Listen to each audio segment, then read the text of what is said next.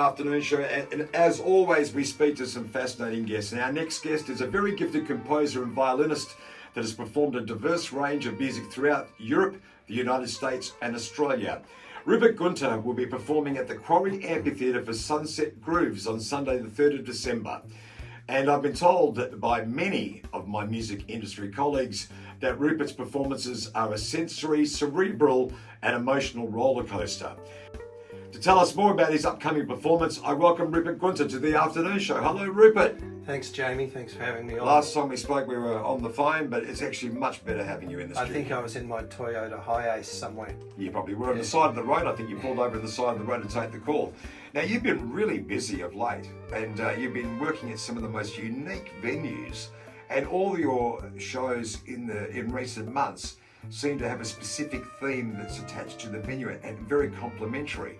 Is that done on purpose, or do people come to you from those venues and go, can you curate a musical program that will suit the environment that you're in?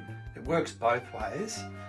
We've had some great relationship with some of the venues and put on some beautiful big shows where the venues sort of dictated obviously the room and what the topics were, like with some of the museums. That was fascinating, doing some research and then coming up with a show that related to their exhibits.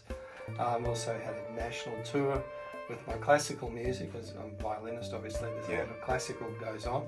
And I just did a 6-state tour: Sydney Opera House, Melbourne Recital Centre, a lot of the really nice halls around Australia. And they sound good when you're on stage? Do you actually feel the ambience there? Like Perth concert halls are very good. Exactly, very good acoustic. Exactly right. And these rooms are built for acoustic music, so there's no amps, there's no cables, there's no pedals, there's no foldback, it's just the violin and me.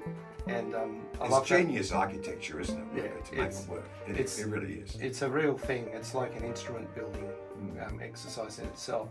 So top marks to all of those venues, and we had lovely tours. So it's been a great year with a lot of really wonderful music, and I'm looking forward to what's coming next. So give me a bit of an idea about your background. Are you Australian born? Yeah, I was born in Melbourne. Grew up doing all the. But your heritage obviously is European. A couple of generations back, 1878. Okay. My great-grandfather Georg came out from Germany and married an Irish woman, actually. So I grew up playing classical music in a family of people who played classical music, and then my elder siblings started bringing home Beatles records, and one thing led to another in the 60s and 70s, and so I grew up with a really diverse interest. And also Melbourne was a cuisine centre. So I'd go out, Mum and Dad went away, I'd go and stay with my big sister up at the uni. I was a student there. We went out to Lebanese falafel joints, Indian restaurants, Chinese restaurants. What's the first thing that happens when you walk in the door? What do you hear? You hear the music. Of their culture. Of those cultures, that's exactly right. So I grew up with a strong sort of immersion in that, and then as I got older, I did my uni degree and all that, I started playing in world music bands as well, so it's been quite diverse, and I like it that way. But your background through your family with classical music, or your education, or your early absorption factor of classical music with your family is essential here, because really what Australian schools were teaching at the time was become part of a concert band, get a clarinet, get a trumpet or cornet. And that's really what was available. There wasn't that much, or very few schools were encouraging classical music as an option. So, your background obviously led you to violin, which is, again, a unique choice, especially, as you say, when pop culture became so vivid and present at our early ages. Well, even now, if you look at the record sales around the world, classical music in the entire world is only just 2% of all albums sold. That's disappointing, isn't it? Well, it's disappointing. It's sort of understandable too for a lot of reasons about the things that we prioritise. But and education, funding, all these sort of things, which don't start me because I'd love to talk about that. But you're not the Lone Ranger. That's right. So the thing for me about it is that there's an opportunity. My parents were they were very supportive of the arts. It wasn't just me. They'd have painters over for dinner, and we'd have visiting musicians from Sydney would come and have dinner with us and they go and see concerts and exhibitions. Absolutely, that's right. So it's not anything that anyone else couldn't do. It's just that I happen to be born in a family where my parents were really into that, which was a nice compliment to my sort of personal So disposition. you took your education from your early years back to Europe to study with the masters? I Was that did. the case? I did. I got an opportunity to go and study in Vienna, in Austria, Awesome. and played in the operas and orchestras there. And so I got a good taste, you know, because you think about it, if you've ever played, you know, with some really good musos, you rub off on each other. Well, they say the same thing about tennis or any skill. Exactly. Like, you know, you play with a better tennis player, you play better tennis. You play with better musicians, you play better musically. And you play with nice people, you work with good-hearted people who are really, and you go, wow, the industry's got all these different sorts of people in it as well. Better choose who we work with, because you can work with some really good-hearted people, and there's other choices as well. So I learnt that along the way, that to be very careful about who I ended up spending the time working with. And so it was. But if you're not a team player, Rupert, I mean, you're working in an orchestra, you're in the wrong place. Even as a soloist, mate, because, you know, I'm You working, always need working someone with around a manager, I'm working with the stage tech manager, crew, whatever. I'm talking to the press. And that's all part of the show. It's all part of it. That's right. And I think it's about coming in a spirit of appreciation for, you know, you're here, you're interviewing me, but it's a discussion, and that's good for me, because then I feel like, you know, we can explore things. So I had those opportunities to, I guess, go and play with the best, and then in Australia I had some opportunities to work with people like various touring artists, like the Beatles producer Sir George Martin, Olivia Newton-John. I must ask you, because obviously with the Beatles being present on the charts again, what was George Martin like? Because he had a heavily classical background before he started working in pop music. Look, even before I met him, it was so obvious. If you hear the outtakes of the songs from the early days, his fingerprints are all over all the really great stuff, not just the orchestral arrangements, but even the band arrangements as well. But George Martin, he was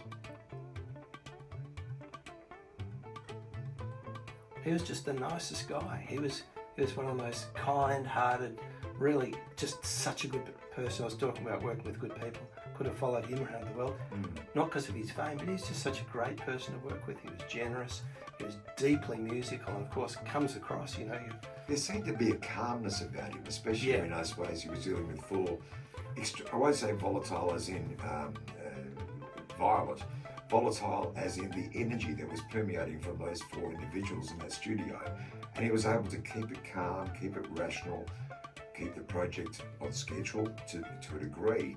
That's incredible management and great sensitivity and understanding of the artist that he's dealing with. Yeah, and to deliver what he delivered as well. Goodness, on top of that. Totally. So that, you know, they were high points. And so George Martin, and mention a few more. Olivia Newton-John. What was she like? I've always been drawn to her as an individual. But she seems to be so wonderfully charismatic and genuinely nice. That was a show that toured. We did all of Australia with John Farnham, Anthony Olivia Warlock. Newton-John, and Anthony Warlock, exactly right. Anthony's in Perth now doing Chicago down at Burswood. I saw that. I'll Yeah. be seeing that on Wednesday. I mean, I saw it advertised. I haven't seen. Yeah, no, I've never seen Anthony Warlock on stage, but I think he's one of the greatest male vocalists in the world. He's really got something great. He's got going something on. very Yeah. gifted. Yeah. So all of those people, and a Greek superstar who sold 40 million records, Demis Roussos. Of course. He won the Eurovision contest Of about the course. time ABBA did, somewhere around there. You know? Yeah, sure. And so, but everyone taught me something. And, you know, we thought of Demis, for instance. We'd often make fun of him as kids. You know, we were 10 or 12 when he had his hits. And we were like, and we'd so send did him Bert up. Newton on the Don you Lane know. show. But you get to meet him, and oh my God, what a musician. And what a voice. And what a voice. And What a voice. What a great guy. You know, Incredible. again, fantastically generous person, really looked after us. So all those things, it all goes into the melting pot. And I also had some other beautiful opportunities to work with some great session players around Australia, you know, guys who work with James Rain, Paul Kelly, and all those bands, Renee Gay's band. That we did sort of bar gigs together after hours, you know, where we just like to play blues. Chris Copping came along he's the ex-keyboard player from Procol Harum. He's been living in Australia Incredible, I didn't since know the that. 70s. Yeah, he was in Melbourne for a long time. He's up in the islands now in Queensland. Nothing made me happier than learning Whiter Shade of Pale with the Fats Band back in the Yeah. day. What an extraordinary piece of music. Well, that was recorded just before the keyboard, that organ player left and Chris stepped in. So when they toured all the tours subsequently with that tune, Chris was actually playing on all the live performances for about 12 So you've years. really spread your career between all forms of music. You've got no bias. You've got no what's the word? Purpose, leaning towards one specific Yeah, genre. no, I don't really, I don't really like being stuck in one. Yeah. And so I've got, the classical music's always very close to my heart. I love world music, so anything with, Middle Eastern, African, Celtic, South And the scales are vastly different, so your knowledge and your understanding is very broad as well between the different cultures of music. Yeah, Or styles of music. the differences are very, very strong in many ways, but there's a similarity too. And the thing is, when you're jamming with people, you sit down and you kind of catch each other's wavelength, and it all starts to flow. Now you've got a show coming up on Sunday the 3rd of December. It's called Sunset Grooves at Quarry Amphitheatre, which is in Floreat, City Beach, City Beach, yeah, City up Beach, on the hill there. and it's an extraordinary venue as we mentioned before. But what's the focus on this show? Have you curated this performance different to the other performances that people may have seen you at, Rupert? Yeah, well, it's a confluence of a lot of things that I love. The main focus is world music influences. So you'll hear shades of North African music, you'll hear shades of Arabic music, you'll hear shades of Gypsy music, you'll hear shades of Celtic music, you'll hear shades of classical music. It's this whole melting pot of a lot of the music that I love. And I've got a great band with percussion. Tell me about the band.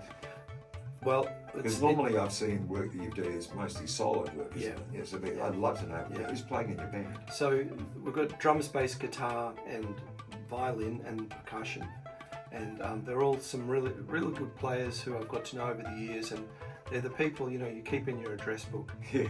And Aaron Powell on guitar, Aaron's lovely. Yeah. very gifted, Yeah, very good. and great ears, and very sensitive to work with, so that's great. We get on great. Eugene McGrath, fantastic percussion player, and remember those hang drums that came out? They're like a tuned metal bowl. Yes, I do. He does that, and African talking drums, so we've got a lot of beautiful sounds there to play with. And great drummer, Warren Hall, who's sort of everyone's go-to session man around town on the drums. And Hank Deverett's on bass, who's just a dream. So, it's the dream team. For decades, he's an incredible player. Yeah, and such a nice person. So Yeah.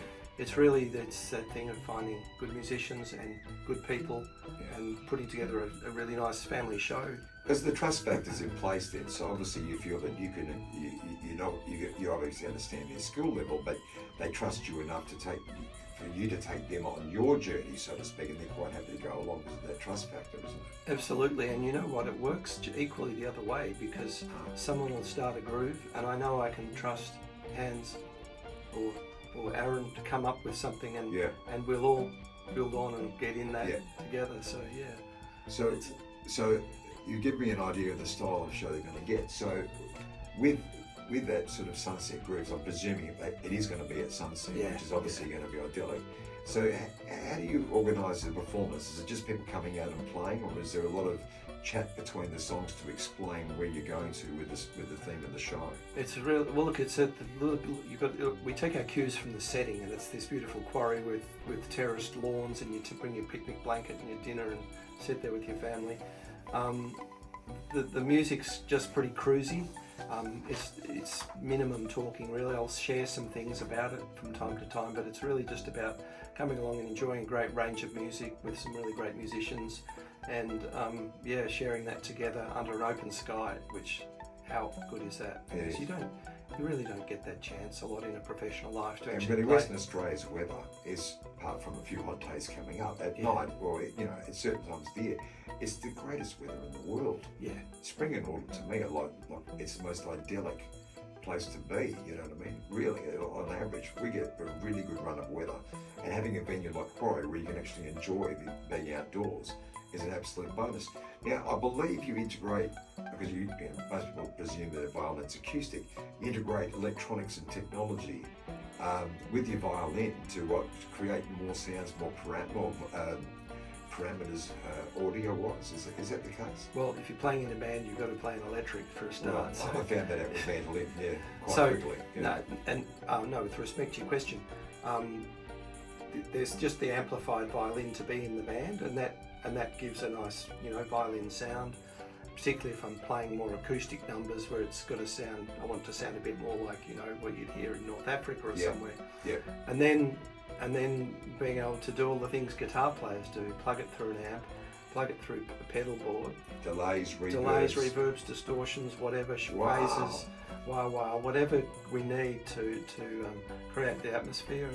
And you know, even we forget, because I grew up on, you know, a lot of world music. Sure. And it's the world music's progressed just like we have in our fields of music.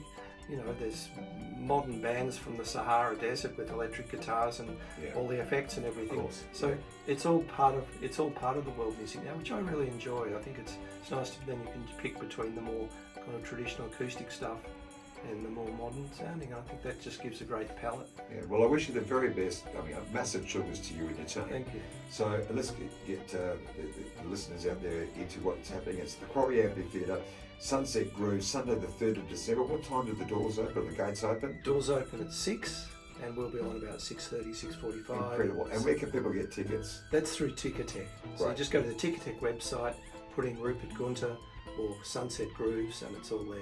Incredible. Listen, I wish you the very best. Listen, Yeah, have a great weekend. Stay hydrated and stay cool wherever you're going to be.